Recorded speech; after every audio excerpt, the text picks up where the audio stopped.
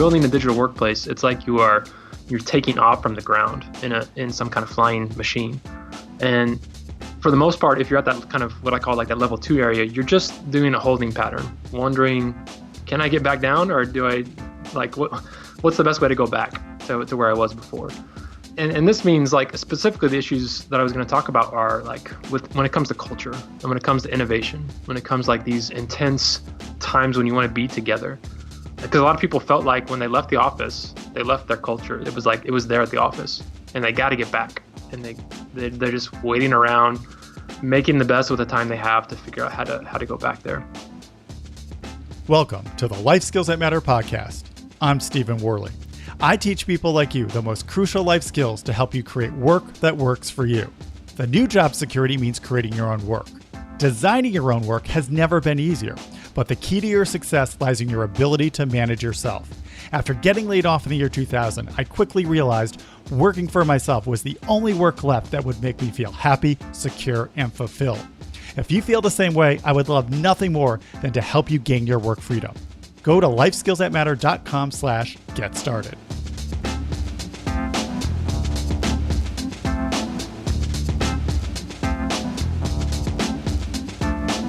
Most likely, the workplace you will return to will be much different than the one you left almost a year ago. Our guest today, Neil Miller, shares his insights for rethinking company culture in a digital workplace. As the host of the Digital Workplace podcast, he interviews executives and thought leaders about how to transform the workplace for the better. I had the opportunity to share my thoughts on his show, so I'll have a link to that in the show notes, so check it out.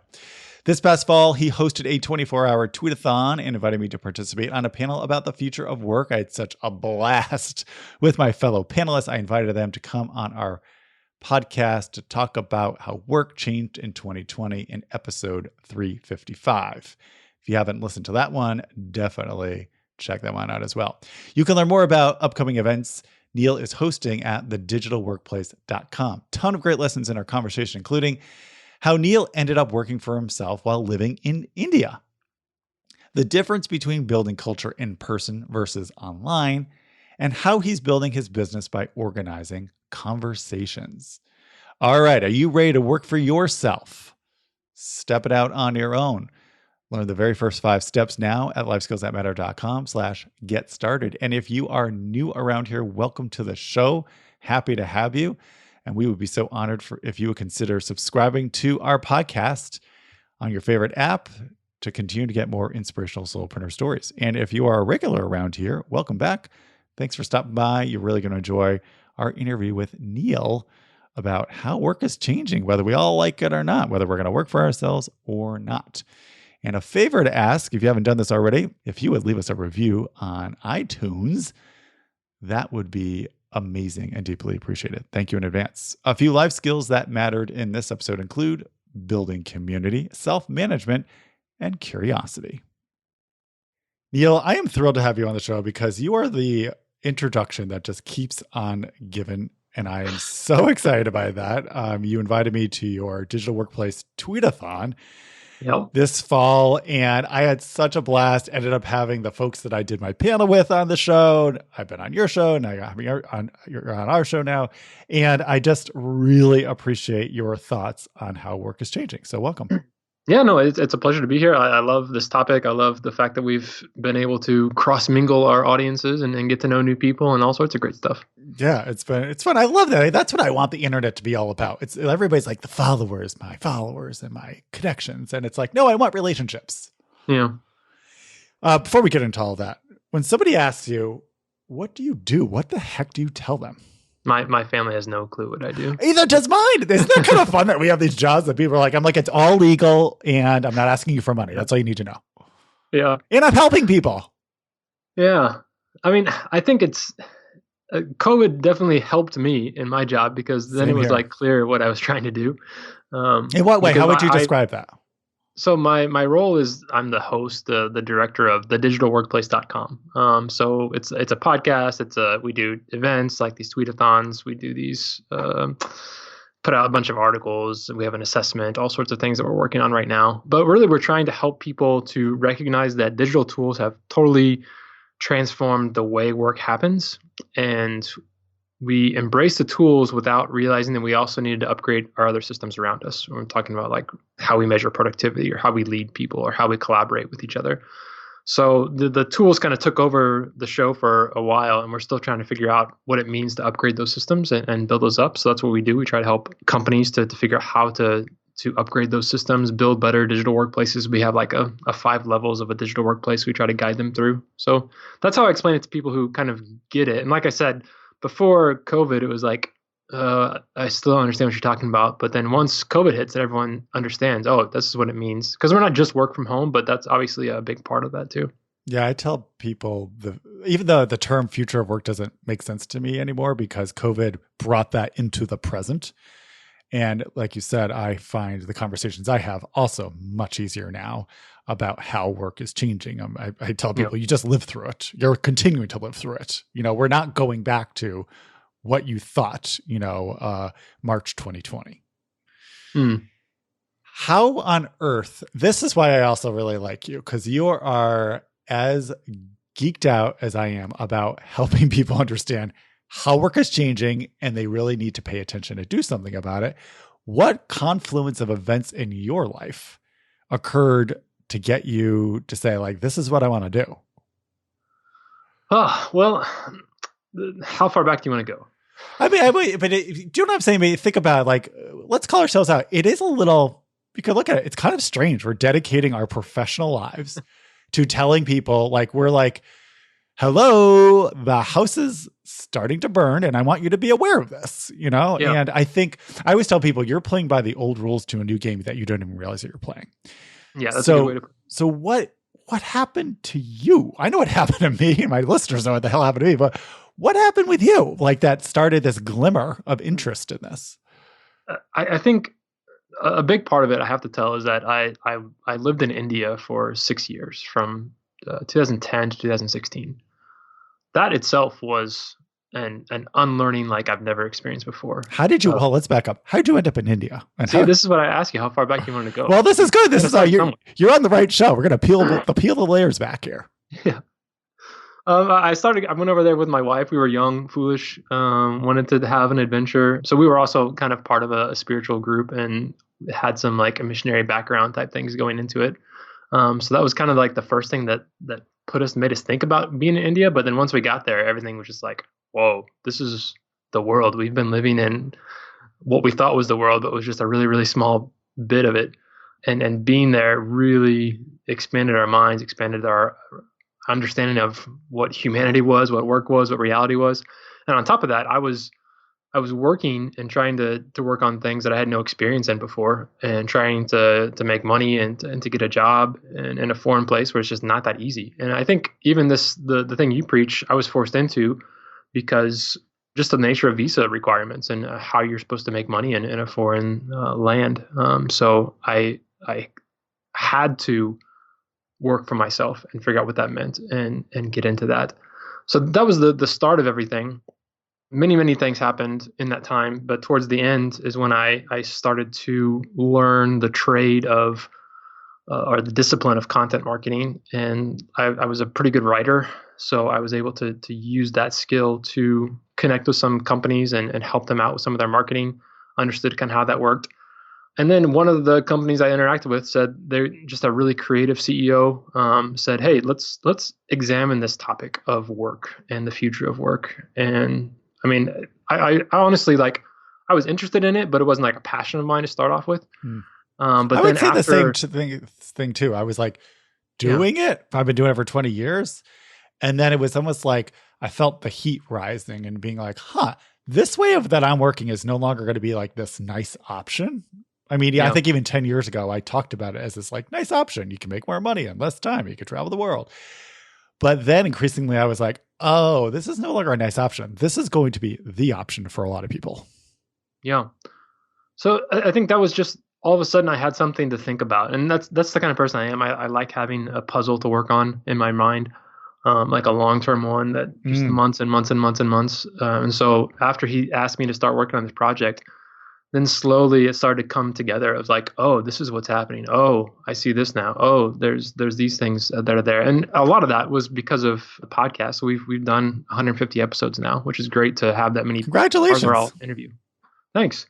But it's because of talking to all those people, and kind of every time you talk with them, you build another layer, another brick goes on the wall, that you start to see the patterns and everything like that. And now I feel like I actually have something to say, and am more passionate about it now than even when I started. I'm curious to hear what you learned about how work was changing by being in India. I think a lot of times in our little American fortress over here, we think we have all the answers. We don't realize that there's lots of changes in other parts of the world that are forcing us to change. And maybe it's hindsight looking back. Was there anything that now is kind of a little bit more of a revolution about how folks were working in India that is kind of a telltale sign of what we need to get ready for? I don't know, because in some ways, India is everything all at once. It's like it's all there. It is a very ancient culture. So you have people that are doing jobs that have been done for thousands of years, the exact same way that they were done centuries ago. So crazy. You also have this kind of what feels like a medieval or a time period. In the U.S., I didn't grow up hardly knowing anyone who owned their own business. For a lot of the working poor in India, that's what you do. You own a business, like you have a little roadside shop, and it's not a big thing. It's just something that you do to get some cash flow going. But like people understand that part of the economy, and it's there. So that's there. But then you also have this new middle class. That's people that are working for a bigger company, usually a large company, and so people see that as a better option. So they want their kids to grow up to be doctors and engineers and IT professionals, and get jobs at these big places and get a little bit more money. But then that's also a very slaving atmosphere too. Long hours, long commutes, high expectations of when you have to be there. So, I mean, the typical person who's working in that environment, that's their life pretty much. Like there's not a lot of time for anything else. I have to say, from my interaction, I've never been to India, but have done different projects as remote teams with Indians, and the Indians that I've met, I feel a connection with them from an entrepreneurial point of view in a deeper way than I would say from other parts of the world. They really are curious and like to figure things out, really want to understand business. They work so hard and they're so smart. Yeah, there's definitely like a curiousness that I didn't find to be true growing up in the community I did.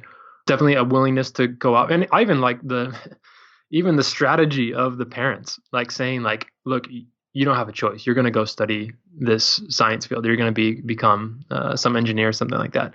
As much as like we buck up against that and we say, no, kids should be able to choose what they want to do. And as much as that did present some terrible options for people working in there, you have to admire like the parents that said, look, we grew up like this. We didn't have anything. This is a almost guaranteed way to up your social status and do this. Pick a job that there's going to be, or pick a degree there's going to be a job for, instead of going off and studying, medieval studies at some liberal arts college. And I was a history major, but I'd like to think I'm putting it to good use because I'm now witnessing history as it's happening. I'm trying to explain to people what's coming. That's what the story I tell myself, at least. Whatever helps you sleep. Man. That's good. So how do you work with your clients? Because you're going into businesses, I believe, generally more kind of startup folks. And you were just alluding to it earlier in our interview, kind of their 5 kind of layer or level digital transformation process that you walk businesses through. I'm like, who is the type of businesses like, yeah, I want to make sure I'm prepared? Because a lot of businesses, like, they talk about it, but they never really get ready for it. Yeah, sure. We don't usually work with startups because mostly startups that we're interacting with are worried about the product, rightfully so. They got to figure out who they are, what it's going to be like. Typically, the size of company we start off with is when they have about 25 employees. They've kind of have some kind of proven business model. They know how they're going to make money, how they're going to survive, and how they're going to go on. And then that CEO or one of the leaders at the top really starts to introspect and says, okay, let's build the kind of company we really want to build around here. And that's the time when I find people are most eager to think about a different way to collaborate, a different way to think about technology, a different way to build culture, and especially taking, because I mean any kind of new company is going to have digital principles they're built on and taking advantage of digital tools. So that's almost a given. It's more about, how can we break out of, like you said, the old rules that worked for an old system, and not only embrace the new systems, but embrace new rules around those. Before we get into your process, what is the most common challenge that you have faced amongst your clients? I think right now, most of them do not know how to, like the transition to remote work was pretty painless, I think, for most of the companies I talked to. It was like, let me tell you, there's a lot of tales of woe out there because it was such a massive experiment, right? We did a national experiment in remote work for knowledge workers, right? And there was like just tens of millions of people who had never done it before, right? There was like tons of industries, tons of companies who said it never could be done. And then guess what? We did it overnight. I mean, sure, it was messy for some people. It was hard. But now we've got a year under our belt. I think this is a facet of work that is here to stay. It's not the end all and be all. It certainly has challenges, but. Yeah. And I like to think of it like whenever I'm painting images for people, I say like, okay, when you're building a digital workplace, it's like you're taking off from the ground in some kind of flying machine. And for the most part, if you're at that kind of what I call like that level 2 area, you're just doing a holding pattern, wondering, can I get back down, or do I what's the best way to go back to where I was before? And this means like specifically the issues that I was going to talk about are like when it comes to culture and when it comes to innovation, when it comes like these intense times when you want to be together. Because a lot of people felt like when they left the office, they left their culture. It was like it was there at the office, and they got to get back. And they're just waiting around, making the best with the time they have to figure out how to go back there. I feel like this is a big part of what you do. I feel like you do a lot of things, and you can correct me if I'm wrong. But as I've gotten to know you and listened to you and consumed your content, I feel like you're this person who's trying to help businesses understand how to still have a culture, but in a remote way. Yeah. Is that fair? Yeah. Yeah. I mean, that's a big challenge. We're saying we gotta. You can't just do this holding pattern. Like if you're going to commit to a digital workplace, you're going to the moon. Like you're going out exploring. And you can't just assume that, hey, we just got to figure out how to get back to where it was. We'll do our culture stuff at the office, and we'll maybe do some productivity stuff from home just to give people an option. Like you can't have that mindset anymore. You have to embrace the fact of like your whole company is digital. You want to make the best of in-person opportunities when you get them. Whenever they do come back, hopefully they do come back, and you want to make the best use of that time, but you can't rely on just physical space to do that. I think there are a lot of things that we got for free from offices and from just being next to each other. You just throw 20 people in 4 walls up, and culture just happens. You don't have to work at it anymore.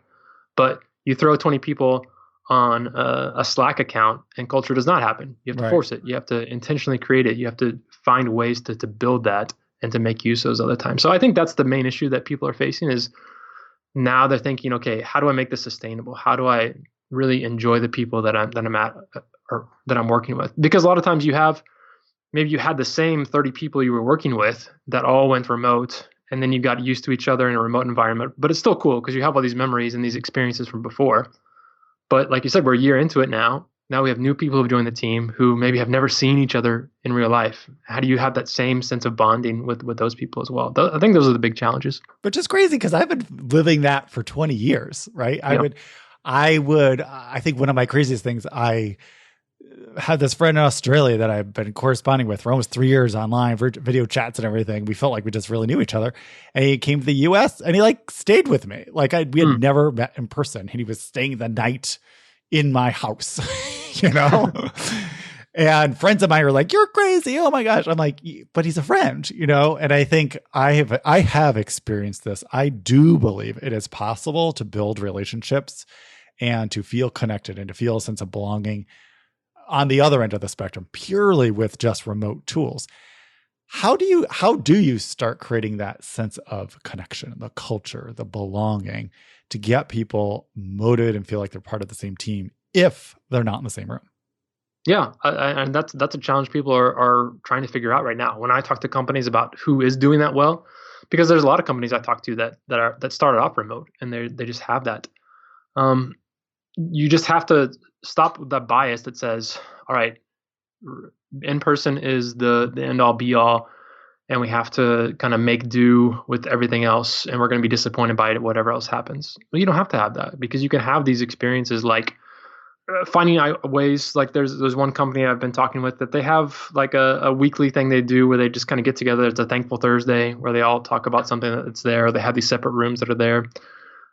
Being able to have random video chats with people. I think that the serendipity of the office is something that we need to figure out how to intentionally build back in, because you could just run into people and have a conversation that you'd never planned for.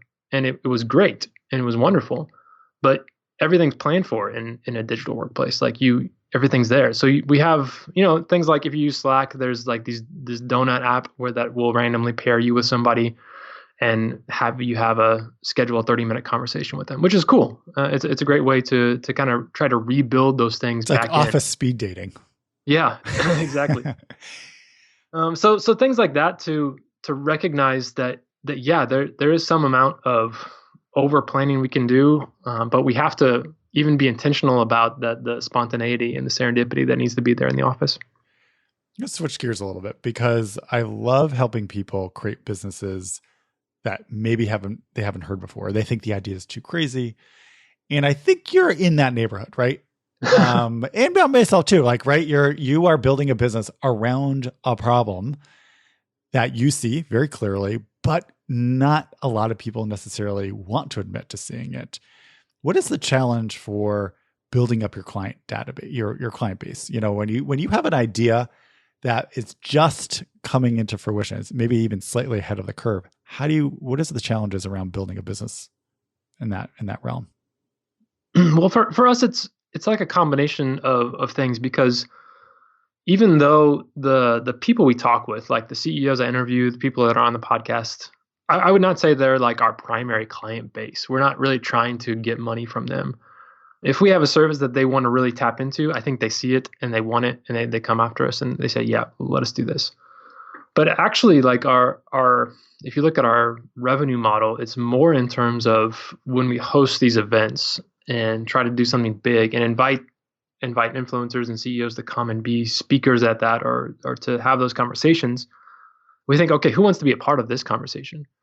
And those are usually the technology companies that have services and products they want to offer to these same leaders.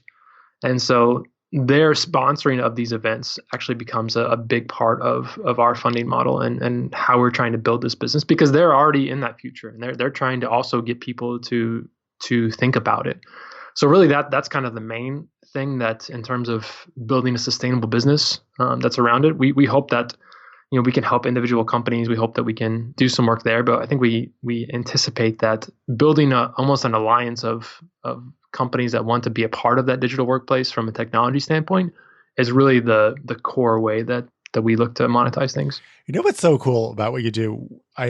From the limited experience I've had with your events, I feel like you're curating conversations and experiences and creating intentional relationships.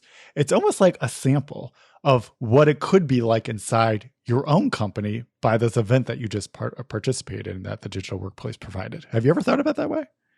Yeah, I mean, if people knew how easy it was to do this, they would do it themselves. Like in some ways, it's like that. Like, I mean, it's not easy in the sense of it takes a lot of work to find people, to invite them, to create the space. But I'm not going to say it's like rocket science what we're doing. We're trying to, like you said, we're just creating the space to have the conversations. And that's really what I've been pushing for even more. The more clarity I've had in the last year of what needs to happen is actually thinking about these issues we've been talking about and saying, what CEOs need is a place to just talk to people. That, like, it's the difference between a webinar and a conversation. Like a webinar, okay. It's like a lecture. Yeah, it's a lecture. You sign up for it. You have to sit there and watch it. But then they say, okay, you can do it. You can watch it anytime you want. And then nobody Guess what? does. You're never going to watch it. No. Because you're never just going to have an hour of free time when you're like, oh, yeah, I should sit down and watch that webinar. Maybe if the topic's like extremely interesting, you'll do it. But for the most part, you're not going to do it. And we're missing those connection points. And that's actually, it's interesting that the events that we do are, I don't want to say like the antithesis of what you think a digital workplace is, but it's kind of like that in the sense of we're trying to create live experiences. As soon as we get the option and we feel like it's comfortable and it's safe for people to get together, we're going to start doing live events because we want people to kind of have that experience and feel like they're connected with each other. But then also maintain those connections through digital events as well. So to kind of find a good mix of that and to model those things. I just wanted to, because you said, oh, it's not rocket science. It's no big deal. Like bringing people together and having these great conversations. But it is, Neil, because the number one thing I have seen helping people get their businesses off the ground is outreach. Yeah. It is the number one thing that people avoid. And it's the number one thing that you need to do, because without outreach, I always tell our accelerator members, you got a hobby, not a business. Yeah. So what have you learned about, because not to build your business, you need to be building these relationships, building this community, building these conversations. How did you get started? Honestly, it was local. So I'm in Indianapolis. So I had maybe 2 or 3 people that I knew that kind of semi fit the description of audience that I was there. And I just hustled around. This was pre-COVID. So I attended a bunch of events. I met a bunch of people. I asked for things. Honestly, the podcast is a great way to meet people. Mm-hmm. I will say, I don't know what your experience has been like. I don't find podcasts to be an exceptional marketing channel in terms of like bringing in new people. No. When I go on other people's podcasts, it does. Yeah. But our podcast, no. I mean, to your point, I love it because I love meeting new people. It's a great way to do that. Number 2, we view our podcast as an archive of curated stories to help our audience understand the different pathways. So it's like a bunch of case studies. That's the way we treat our podcast. Yeah. And for me, honestly, like maybe one day I'll view it differently. But right now the podcast is my foot in the door to get in and talk to somebody, because it's a weird world. I don't think this is going to be like this forever. But if I go to a CEO of a company that has maybe 50 employees right now, and I say, hey, I'd just like to chat and learn about what you're doing with your work in digital ways, I'm probably not going to get any kind of response. It's going to be very low likelihood they're going to want to just sit with me and engage in a conversation, because they don't know who I am. They don't know anything about me. But if I come and say, hey, I host this podcast, I have this brand behind me, I've done this a lot of times, and we're going to put you out there and share your story with other people, then I get a much higher response rate. Like it's not too difficult to get people. But because you're giving them something, you know what I mean? That's what I always, kind of my policy now when I go out into the world is like, I look for collaborative opportunities. What's in it for the both of us? And then also when you can collaborate, even in a small collaboration, like you and I, we're collaborating right now by putting this podcast together, but we're getting to know each other and deepening our relationship as well. Yeah. And then once you have, like, if you sat down and talk with somebody deeply, even for 30 minutes, like that's almost a permanent relationship you have. Like, well, think about that. You barely even get to do that at a conference anymore. Yeah. It's like that. I mean, there's people that I talked to last year, 2 years ago, that I can just send an email to and they're going to reply back. And these are, pretty influential, powerful people. But because they remember the way they felt on the show when we were talking, and that I was able to kind of uncover some things, and then we had a great conversation, then they have a favorable impression. And if I ask them to come on a big tweet-a-thon that we're doing, then they're like, okay, sure, we'll do it.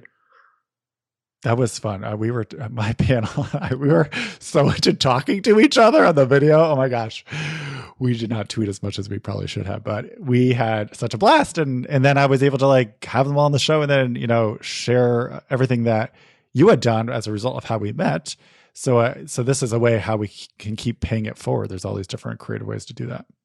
Yeah, and that event was really eye-opening for me, specifically your session, because we had all just met, and I felt like we were like long lost, like brothers and sisters. Yeah, there's something magical that happened, because I didn't know that was going on. So I was off doing something else, because this is a 24-hour event. So I'm like trying to keep things going, moving everything. And then the lady who's supposed to be like manning your little, we did like a video call back there. They were hilarious. They're like, we're really enjoying our conversation, but but could you tweet a little more, please? So this lady was freaking out, like coming back to me. It's like she's saying like they're not posting anything. They're just talking. They're just going wild, and like all this stuff's going. And she was like really, she wasn't like upset, but she was nervous and she was freaking out about what could happen. And all I saw was like, oh my gosh, like something magical is going on in that room. We got to figure out what it is and how to like harness that and replicate that and give that to other people to have that same experience. Well, if you ever have an in-person event, I'm just going to go out and say this. I think the four of us, I feel like it's like a band. We all felt like that. We just feel connected for some reason. Yeah. We would love to have a conversation. Yeah. And even when they came on the podcast, it was like, it was so effortless. I just love these moments that you can have because of the web. But what we're talking about here today, you gotta inoculate it with that human need for connection, for listening, Yep. for helping, for collaborating. And I think that is what people are missing in terms of how to make, the digital workplace work. Yeah, and I think the great irony of all the digital workplace work that I do and that I'm seeing is that the deeper you get into digital tools, building a digital workplace, the deeper you have to appreciate humanity and you have to value that and you have to recognize, oh, we've been missing this the whole time. And what we thought was a great workplace before was not human centric at all. It was just valuing profits and products that were there. And the digital workplace actually removes enough of the other stuff that you can start to see work for what it is and what it can be.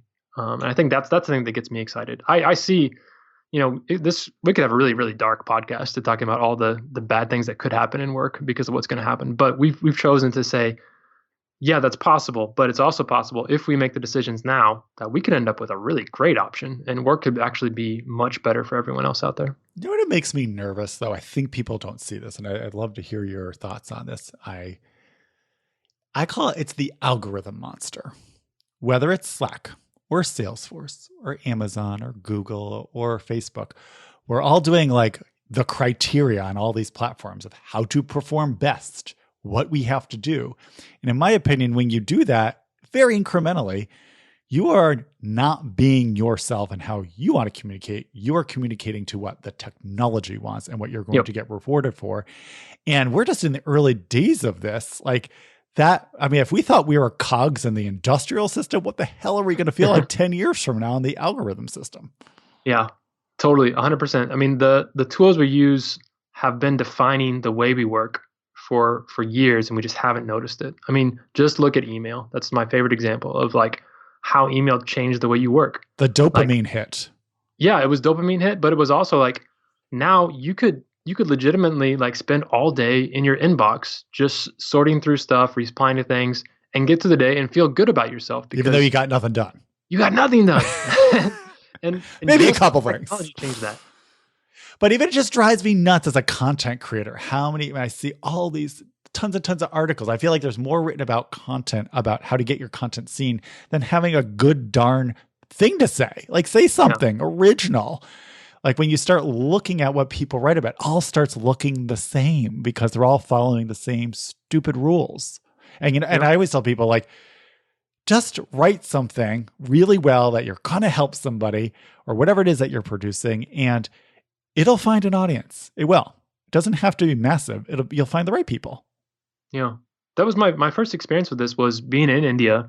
And like I said, like I like to puzzle on things for a while. It took me about 3 years to figure out something to say about India. And when I finally did, I felt like this framework came together and I knew it was out there and I found an audience pretty quickly of mostly, among other either expats living in India or Indians who had lived abroad or were trying to come back in, like people who had that outside perspective. And it was really shocking to see like, oh, wow, like I wrote that for my own therapy, like just trying to figure out what was going on in my head. But other people really, really resonated with that. And that was the first moment I've ever experienced that. It was really cool. I have to say, the more I just write what the heck I want to write, that's the stuff that gets shared and blows up. That's really like I proudly, and I've been a digital marketer for a long time, but I proudly do not subscribe to all the latest SEO stuff. I just what's a question I keep hearing being asked? How do I want to respond to it? Put it out. Yeah. And I've ignored SEO for the majority of my life or my career. Not ignored, but like treated it as the the ugly stepsister, whatever. Well, because it also like when you start writing to SEO, again, you're losing your voice, and you're not writing to a human, you're writing to an algorithm. I see that, and I'm at a place now where I'm like, yeah, I still want to be who I am. I still want to write what I want to write. I don't necessarily need to be there, but I understand that there are rules to the game. That if you want to play that game, then you have to play by those rules. Mm-hmm. And it's not like just picking topics that other people also care about. Like you can still write something, take a unique slant or a unique voice at something. I don't know. We don't need to talk about SEO, but that's no. But I mean, like I guess bringing it back to just how work is changing. I always thought all these tools were going to be this great savior out of the work that we all felt trapped and not ourselves and imprisoned by. Yeah. I didn't foresee that we are on the cusp of creating a new prison for ourselves. Yeah. Even if you work for yourself. And like I always tell people, like, think twice before you build your entire business on top of a third-party platform. And you have no control about what it is that they're going to do. They don't have to ask you anything. So I think it's just, anyway, I just wanted to bring up, especially with somebody like you, just to like, I think it's just another thing on the horizon that we all need to be aware of. Yeah, for sure. And it's really mind-boggling how quickly. Very quickly. Like, all the digital revenue went to Google for search. And Facebook, they own everything. That's why I'm off of anything Facebook owns. I'm trying to break up with Google because they have too much power, you know what I mean? In deciding, we don't have to get into this too much, but I think we all know politically, we can start to see the darkness of what the algorithms are doing. Yeah. All right, I want to get a sense for how you work, how you think about work. Just looking for your gut response to the following questions. All right. Let's do it. What time do you get up every day? I get up at 5:00 every day. On your own or kid alarm? What's that? On your own or kid alarm? Because I know you have kids. No, I get up on my own alarm, mostly because I do still work a lot with India, and so the time zone thing's an issue. I do my best work in the morning for sure. I wouldn't get up that early if I didn't have to, but I do need to. Actually, the first half of my day is meetings, checking in with people, talking with them. I probably don't actually sit down and do my own focused work until maybe 7 or 8 p.m. or 8 a.m. So that's what that's like. When do you call it a day? When's the day over for you? 2:30, something like that. I got school age kids, so they're done about 2:30. So I try to be done about that time. That's nice. I like that. Yeah. What's your superpower? I love to arrange things. I was thinking my inner voice said gatherer. Yeah, you give me I love spreadsheets. I love documents that I can organize. And it's not even like the admin work. Like I just love things being in the right place and like seeing everything perfectly. Like, yes, this is how it belongs. And if I just have a blank open space with just nothing there, it frustrates me to no end. We have a basement in our house that was just unfinished, just wide open. And it just frustrated me for months and months and months. Like, I don't know what to do. There's nowhere to put anything. Like there's piles. So finally it's kind of a little bit more organized. So, but once the structure's there, then I can arrange it. That's my thing. I love spreadsheets. They're free. They're flexible. You can use them in every part of your business. You don't need the latest tool or app. That's my tool. Well, it was a revelation to me when I realized that every app is just a spreadsheet. It is. That's how if you ever hear the origin story of every app, well, we started with a spreadsheet. It's fine. And then you realized, it would be better if it did this. So yeah, I like living in those early days when it's like, but I could just do the spreadsheet too, and it'd be fine. How would you describe your ideal work environment? I think you already got a little window into that, but how, when, and where do you get your best work done? Mornings are good. I just work in a spare room in our house. I do like standing. That's been a fun thing to experiment with. I think it's funny that you call the spare room and not your office. Well, there's a bed in here, and this is when my parents used to visit, it's where they would sleep. So. But isn't that interesting? It's just like I have a desk in the spare room pretty much, and that's my office. Yeah. And I like that flexibility, knowing like I could move it anywhere I wanted to. I could have my office in a different room or downstairs as long as it's there. Yeah. When you get off track, what gets you back on track? Usually about 10 o'clock or so, I sense all those distractions, the internal things pulling me away to check the news or something like that. So either a walk outside, go down and do like a quick workout, or I try to stay away from snacking, but that's my guilty pleasure. Anytime I get bored, just like go downstairs, get something to eat, come back up. Yeah, I did a cleanse like 10 years ago, and I discovered that I was a boredom eater. Yeah, for sure. I just I'm starting to like chew a lot more gum now because of that. I'm trying to just have some reason. If there's something in my mouth, maybe I don't need to go downstairs. What are the 3 most important work activities that you have to do to run your business? Really?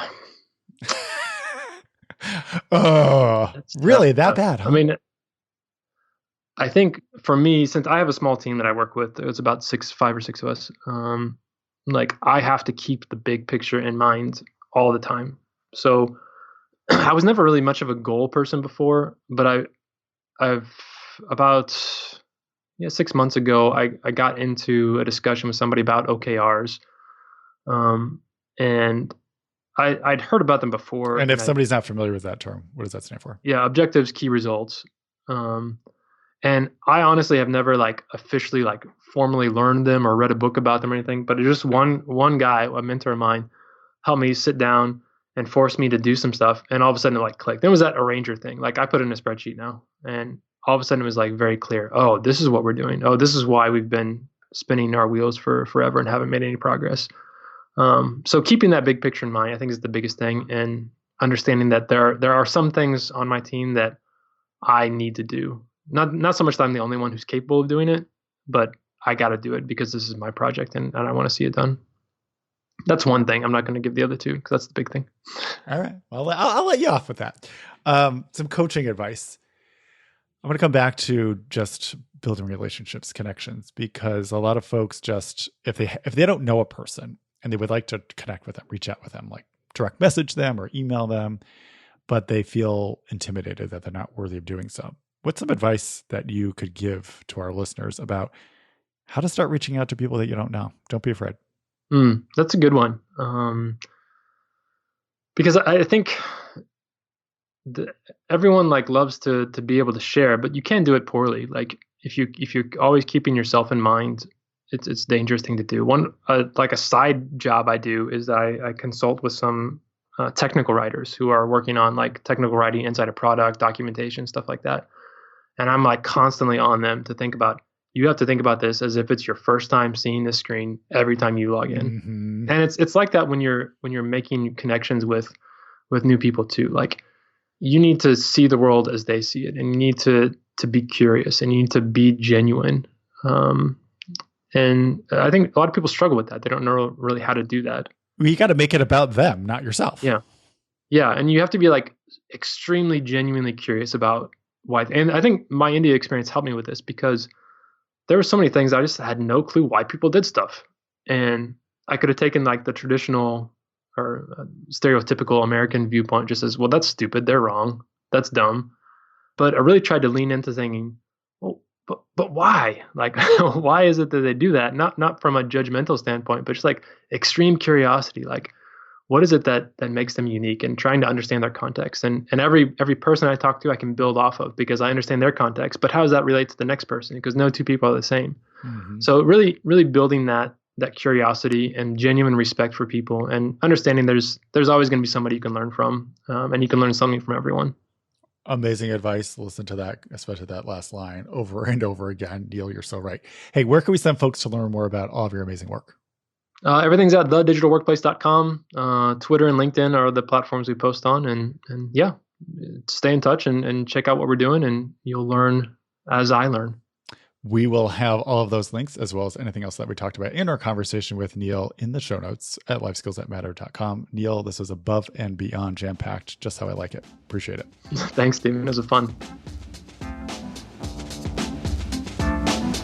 Thanks so much for hanging out with us. If you happen to be a new listener, welcome to the show. Please consider subscribing so you can get more inspirational stories delivered to your podcast app about people who are gaining their work freedom, because that's what we're trying to do around here, help you gain your work freedom. And if you've been a regular listener, thank you so much for your ongoing support. We really appreciate it. If you haven't already, we would be honored if you would consider leaving us a review on iTunes or your favorite podcast app, so we can help inspire even more people like you to work on their terms. Thank you, and remember, it's possible.